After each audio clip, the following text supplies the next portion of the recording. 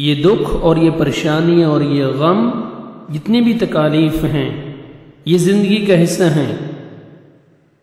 جب انسان کے اوپر کوئی دکھ آتا ہے، اس کو کوئی دکھ پہنچتا ہے، کوئی مصیبت آتی ہے، پھر اللہ سبحانہ و تعالیٰ اس کو ایسی خوشی عطا کر دیتے ہیں کہ وہ غم کو بھول جاتا ہے۔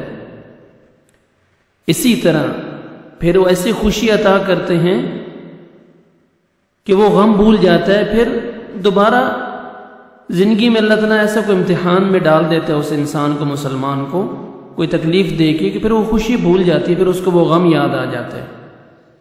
لیکن مسلمان کے اوپر آنے والی جتنی بھی تکالیف ہیں اور مصیبتیں ہیں ان کا اجر اللہ سبحانہ و تعالیٰ نے بھی بہت زیادہ رکھا ہے۔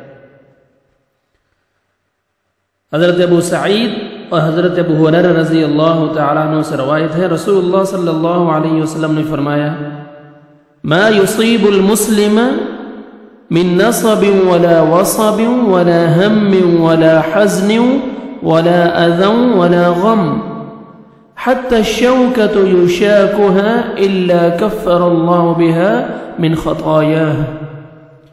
رسول اللہ صلی اللہ علیہ وسلم نے فرمایا مسلمان کو جو بھی کوئی تھکاوٹ، بیماری، غم، دکھ، تکلیف پہنچتی ہے، حتیٰ کہ اسے جو کانٹا بھی چبھتا ہے، اللہ سبحانہ و تعالی اس کی وجہ سے اس کی خطائیں معاف فرما دیتے ہیں۔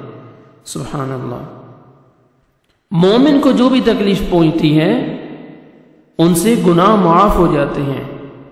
مسلمان کو خواہ معمولی تکلیف پہنچے جیسے کہ کانٹے کا چبھنا، یہ بھی اس کے لیے کفارہ بن جاتا ہے۔ سبحان اللہ۔